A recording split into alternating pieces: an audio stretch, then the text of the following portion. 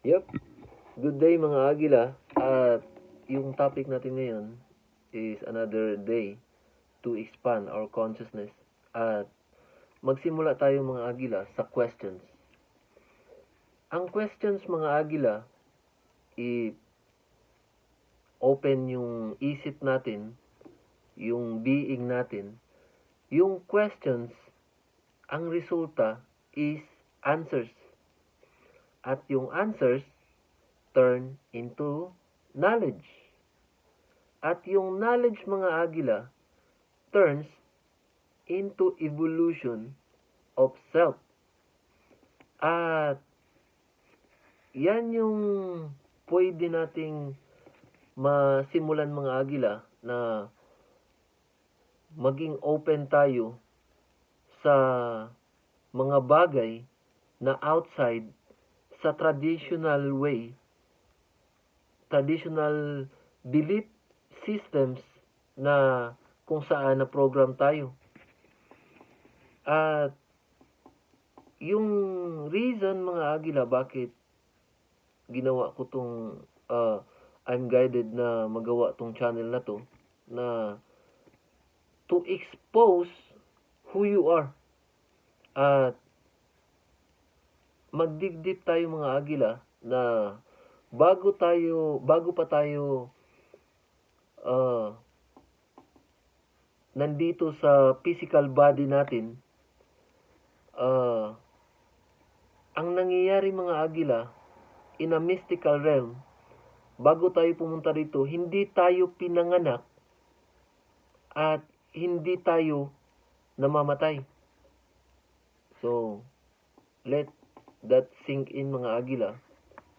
At yan yung dalawa mga Agila na illusions na kung makita natin at sigurado na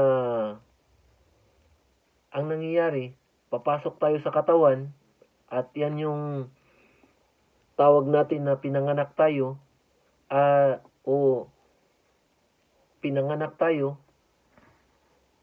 At pagdating ng araw mga Agila, yung essence natin is iiwan natin yung katawan natin. At yan yung tinatawag na kamatayan. At sa kabila ng mga Agila, ng pag-alala natin, yun nga mga Agila na ikaw na yan bago ka pinanganak at ikaw pa rin yan pagkatapos ng kamatayan. At yan yung mga Agila ng birth and death don't confine your life. At ang ibig sabihin mga Agila na kung for example ikaw si Tampulano, ikaw si Jose sa pangalan dito sa mundo, but in mystical kung ano pa mga Agila, yan yung mission natin na maunawaan natin kung sino tayo. Kasi yung pagkaanak natin dito at kamatayan, hindi mag-confine sa essence natin. At yun nga mga Agila, it's part sa episodes ng eternity. At sa oras na magising tayo mga Agila at maging aware tayo sa eternity at sa modern science mga Agila, yan yung explanation nila na tinawag nila na unified field. At diyan natin marirealize na kung ano yung sinasabi ng mga mystics o ng mga ancient people na who understand the things beyond in this physical realm, at yung explanation ng modern scientists or modern science na tinawag nila na unified field. Ibig sabihin mga Agila na we are kung sa kuan pa timeless. Ibig sabihin if we dig deep natin yung sarili natin, at yan yung instructions ni Jesus mga agila na sinasabi sa atin, but the religions is doing in the opposite way, at yan yung nag-separate mga agila na ma-realize natin na once na maging bukas yung isip natin mga agila, mag-expand yung consciousness natin, diyan na natin ma-realize na mawala na yung takot, pag-alala, o takot sa kamatayan. Mawala na yan siya.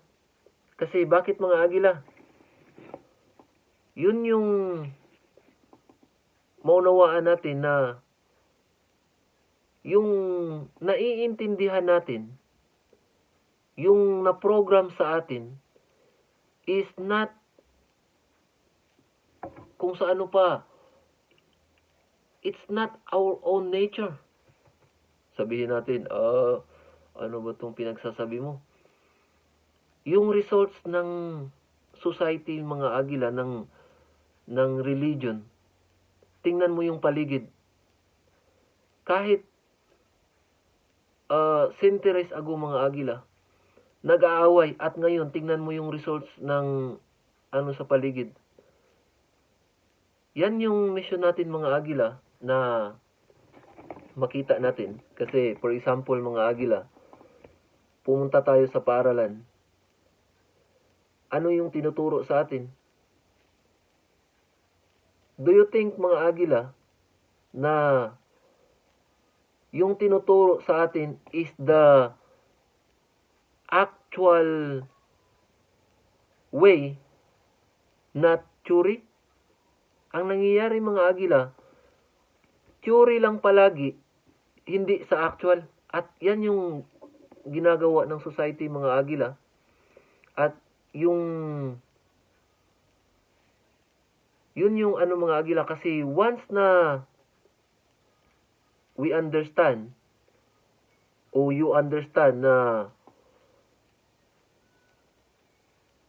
how to dig deep o to understand yourself, kasi walang society mga agila na tawag nito na gusto na maging wise ka. Kasi bakit? Ito yung kung sa ano pa, kontra sa lahat ng investments ng society. Kasi bakit? Kung ang lahat ng mga tao mga agila is wise, is hindi na nila maloko, hindi na nila tawag nito, maloko, yun. Kasi if lahat ng mga tao mga agila is matatalino, hindi sila makontrol mga agila ng kahit sino o anong society pa yan siya. Kasi alam natin, yung rights natin, na mayroon tayong freedom na hindi tayo kontrolado. Anong ibig sabihin yan mga agila? Ibig sabihin, hindi nila mapuwersa o hindi kanila mapuwersa na katulad sa isang robot na tawag nito, kung anong gusto nila, isusundin mo. Kasi alam mo yung sarili mo na you are open and understanding ano yung nangyayari. So, kasi bakit mga agila, if we understand ourselves mga agila, at yan yung instruction ni Jesus mga agila na go practice, close the door and practice the single eye. Anong ibig sabihin? Ibig sabihin mga agila, unawain natin yung sarili natin, practice meditation. Kasi once na we meditate mga agila, ibig sabihin, we understand how to listen. If we understand how to listen, we understand how to meditate. ibig sabihin, we are taking control of our emotions na hindi makontrol like a robot ng society.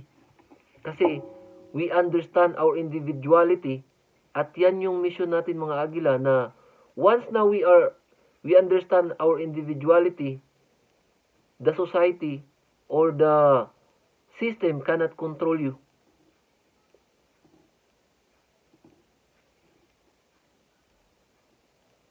Kasi bakit mga agila? Once na you understand it,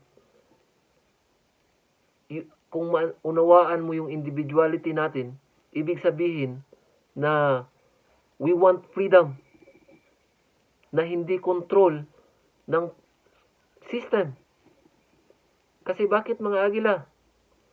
Freedom at yung freedom mga agila comes with wisdom.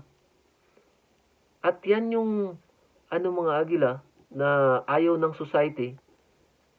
Ayaw nila yan kasi